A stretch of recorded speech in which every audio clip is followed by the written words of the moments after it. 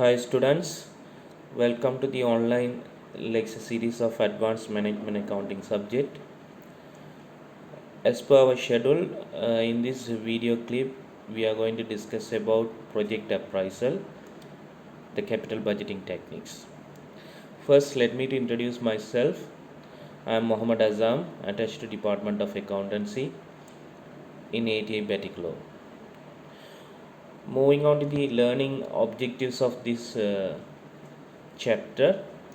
At the end of this lecture, you should be able to understand about the project cash flow, incremental cash flows, and you should be able to understand the techniques which are available to evaluate the projects. Categorically, it's non-discounting techniques and the discounted cash flow methods. And also, you should be able to explain the calculations, its acceptance criterion, and the advantages of discounted cash flow methods. Finally, I will illustrate the calculations with some practical questions which I am expecting to upload as a second video clip. Today, in the business world, most of the organizations are investing in projects. They commit their time, money, and other resources on projects with the expectation of achieving the returns.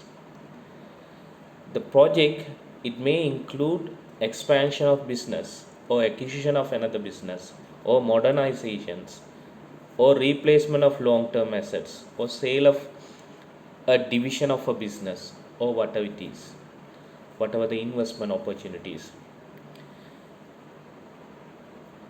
Basically, in order to have a rough idea about the acceptance or rejection of a project, the intrinsic worth or the fundamental value of project can be identified by comparing the benefits and cost over the time. But as a management accountant, you should be able to understand, you should be able to analyze the acceptance or rejection of the project with the capital budgeting using the capital budgeting techniques. Okay, so let's see what is capital budgeting. Capital means operating assets used in the production. Budget is a plan that details the project cash flows.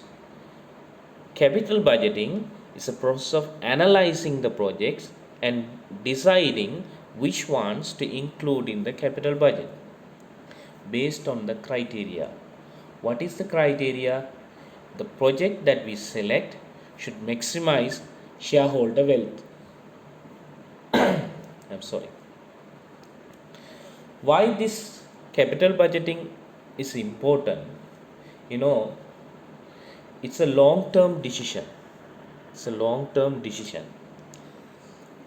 You may have known there are three major decisions taken by finance managers.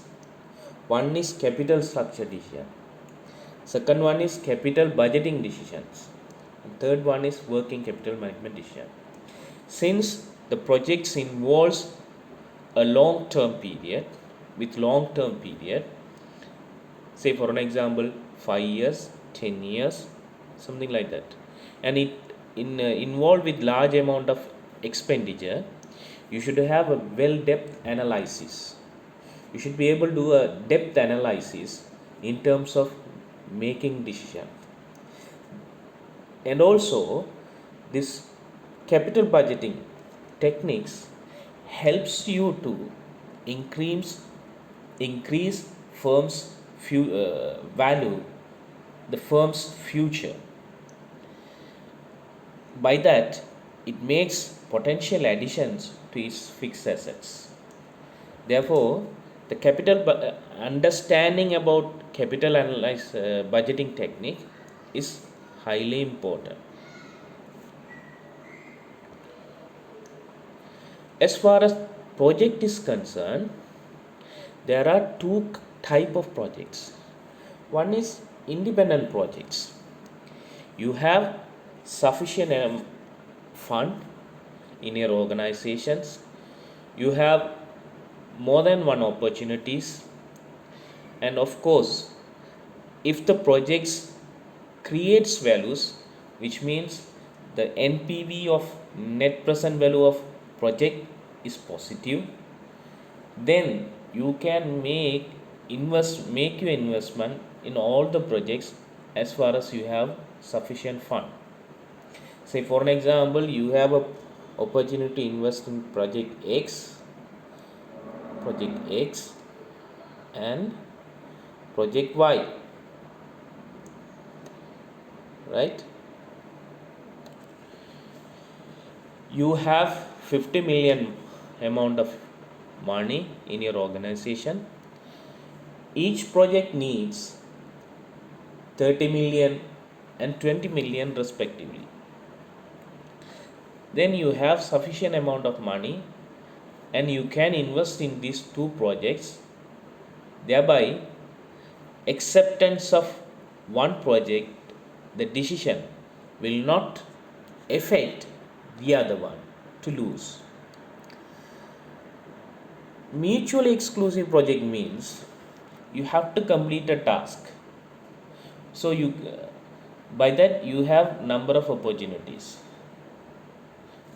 The same benefits you can get from these projects.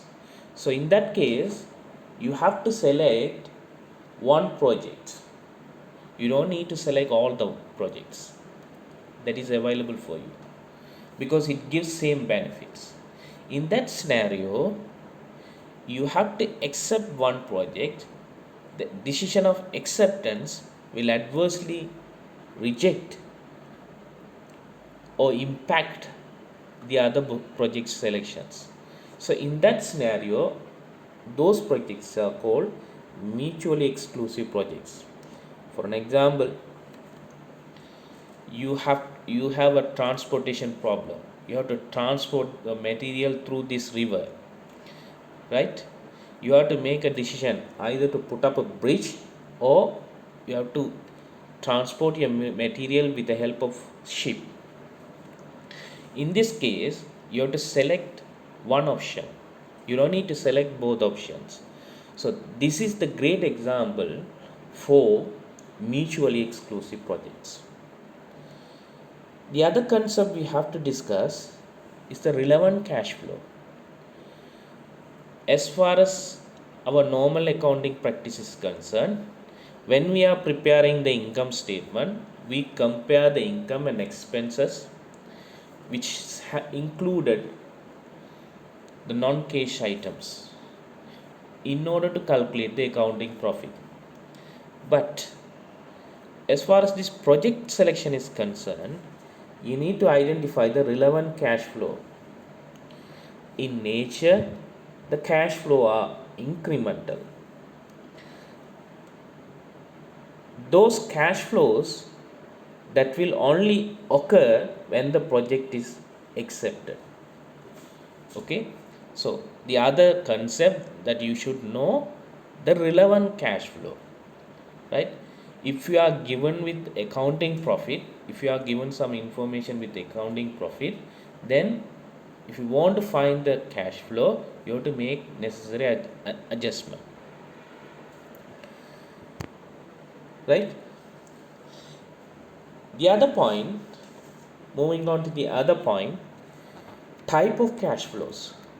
There are two types. One is normal, the other one is non-normal. Normal cash flow in a sense, say for an example, you have a project, right? You need to invest and you will be getting return for 4 years. Say for an example, at the beginning, let me to write let me do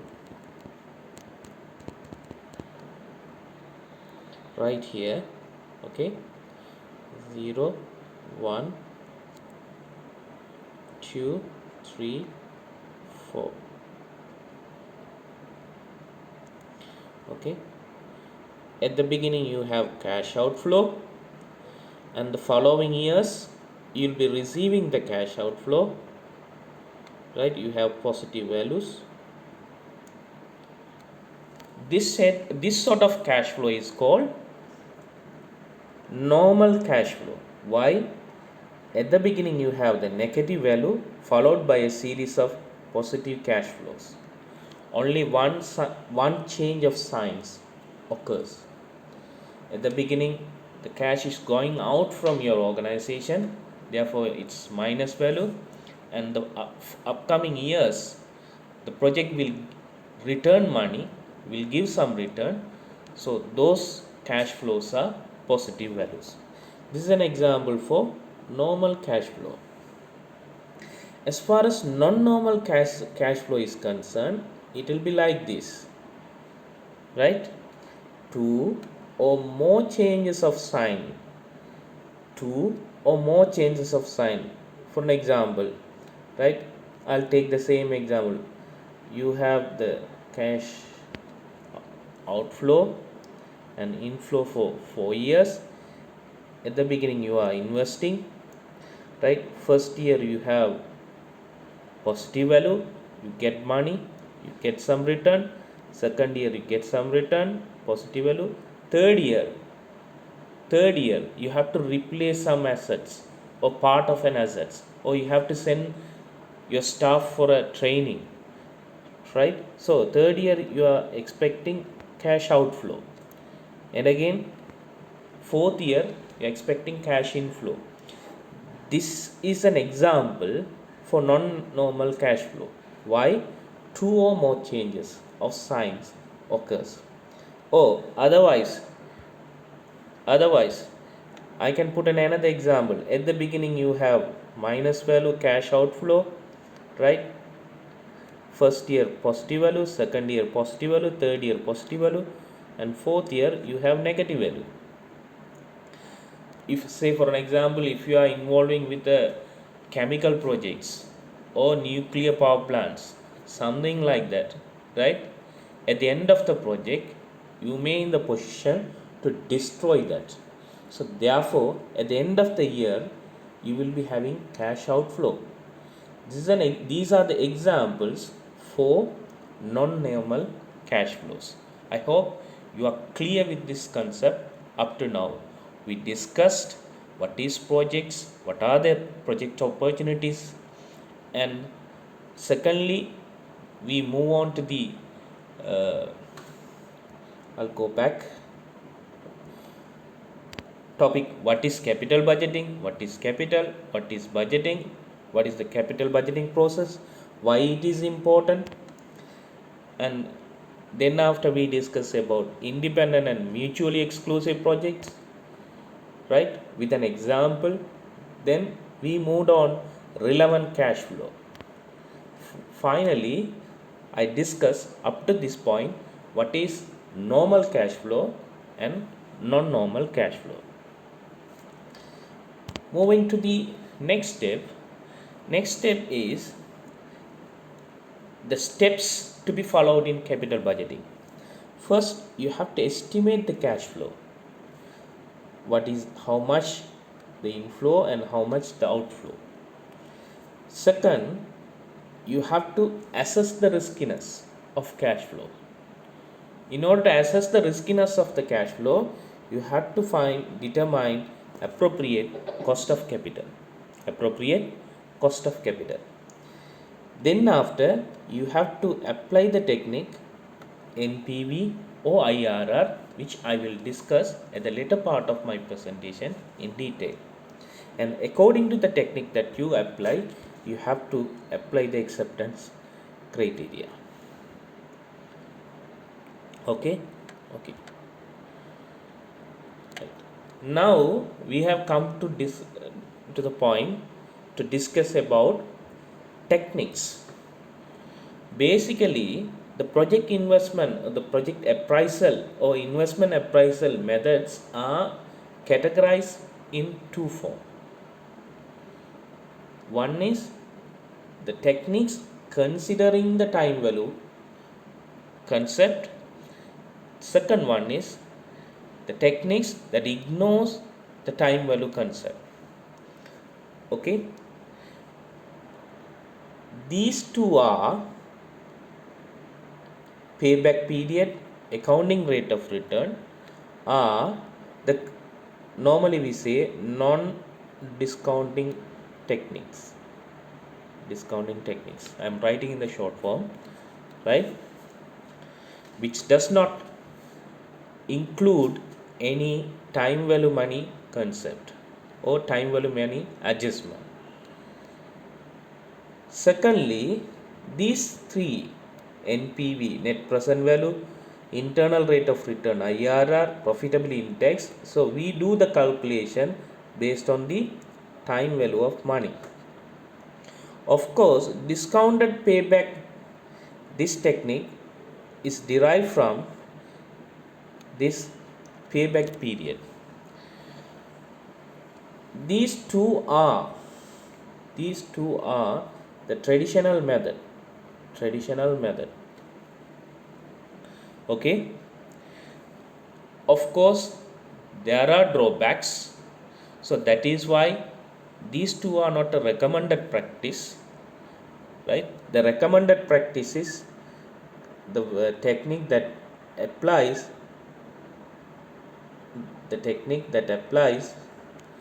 time value money concept. Okay, let's look at each techniques in details with some basic example. So as I mentioned you at the beginning, right, I will do the practical question in another clip. For this presentation, I will continue with basic example of covering all the techniques. Okay, move on to the first technique, payback period. Payback period tells you that when you are investing the money in a project, right, you have to make a calculation how long it will take to get back the investment, the number of years required to recover the project cost, number of years required to recover the project cost, or in other words, how long does it take to get our money back. How it is calculated? It is calculated by adding project's cash inflows to the cost until cumulative cash flow for the project turns positive. Let me explain through an example. Right? You have a project opportunity of project L, project S. Okay? Throughout this presentation, I will use this example for all the techniques. Okay? Right. You are investing at the year 0, you are investing 100 million, amounts in million, right? 100 million. Therefore, it is minus value. First year you are getting 10 million, second year you are getting 60 million, third year you are getting 80 million. How you should do the calculation? You have to make cumulative cash flows, right? You have to identify cumulative cash flows, right? So this is the way. At the beginning you have minus value 100, right? Then you add the 10, you get 90, minus 90. Again you add 60, you get the value of minus 30. When you are adding 80, definitely you will get positive value of 50. But in the third year, you have the cash inflow of 80 million, which does not entirely require, as far as this project is concerned, to calculate its recovery period, you need fraction of the cash inflow. Out of 80, you need 30 million. Therefore, right, if you calculate, you are able to recover the investment 100 million, right, 2 years and 2.375 years, which means nearly 2.4 years your investment is recovered, right? The value, cumulative value will be 0. Cumulative value will be 0, right? Look at the project S. I'll take different color, right? Same cash outflow, 100 million. First year you are getting 70, second year you are getting 100, third year you are getting 20 million, right? If you are calculating the cumulative cash flow, right, at the beginning you have minus 100 plus 70, then it becomes 30, right? It becomes 30. And again, second year you have 50. As I explained to you in the project L, you don't need whole amount of second year, that is 50 million. You need 20 million out of this 50 million. Thereby, if you make the calculation, you are ending up with the answer 1.6 years. 1.6 years at this point. Okay, at this point. Now you have to select which one will give your return, your invested money in the earlier period, right? So project S, if you invest in project S, you should be able to recover your investment within 1.6 year, within 1.6 year time. Okay, so you'll be selecting project S. But as far as this method is concerned, it does not consider whole cash inflows. I mean, in our example, we have the cash inflow from first year to third year, right? Of course, if you see the value of S, project S, right, you can recover your money at 1.6 years, right? Even you don't need third year cash inflow, which means this techniques does not include all cash inflows of the projects. Thereby, you have some drawback. Secondly, this method does not consider the time value of money. Therefore, this is not an recommended method to evaluate project appraisal, to go for a project appraisal. Okay, so but you can have a basic idea from this traditional method, right?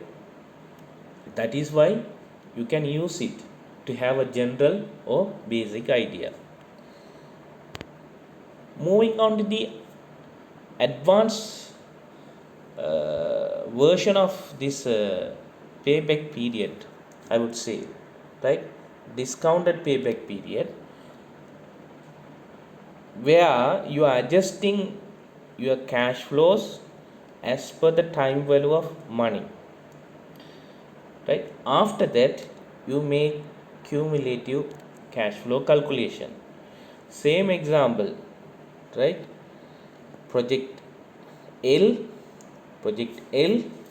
we had 100 million cash outflow, then after 10 million, then after 60 million, then after 80 million. These three are cash inflows. This is the cash outflow. Before we do the calculation of cumulative cash flow, what we do, we are adjusting the cash inflows as per the time value of money, right? As per the time value of money. Okay, right? The 10 you have the cost of capital, the R value is 10 percentage. Then what you can do, 10 million upon 1 plus, let me do rewrite it, 0.10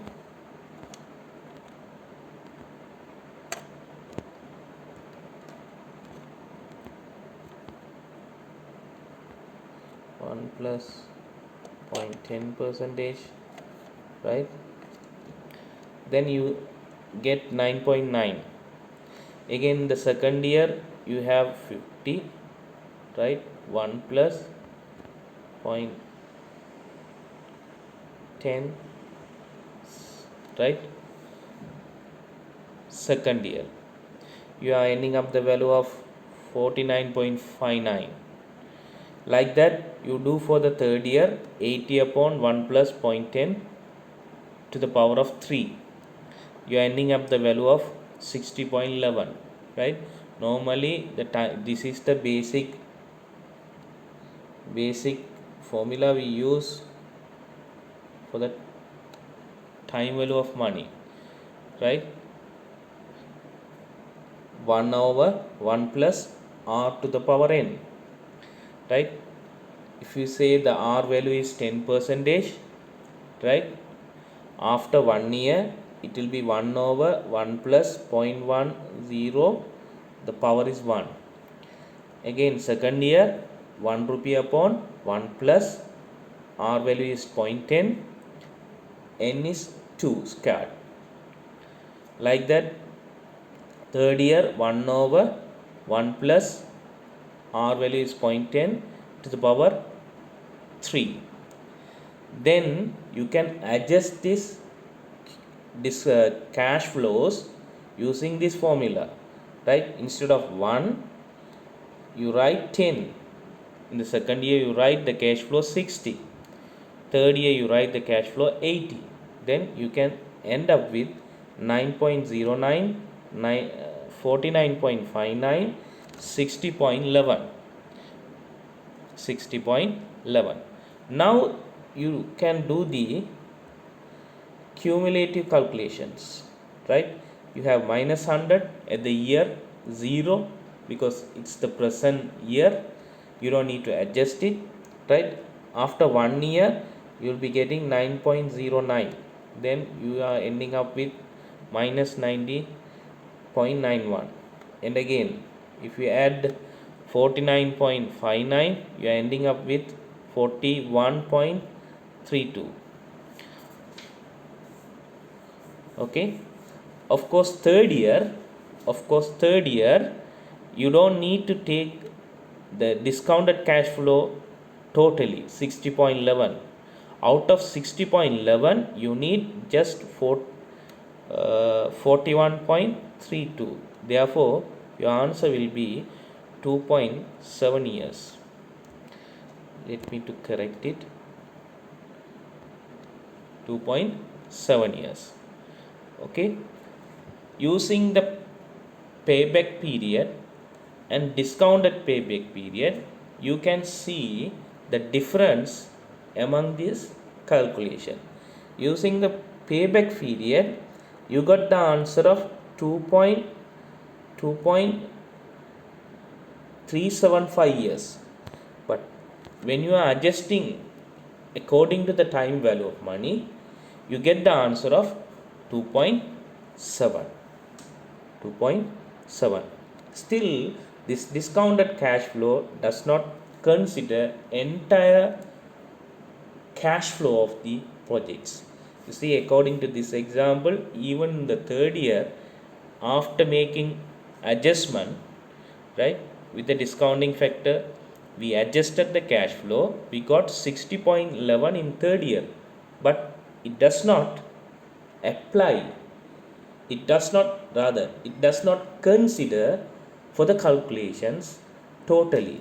We have taken out 41.32 out of this 60.11. So again, this discounted payback period method also having some drawbacks. Therefore, this is also not recommended practice.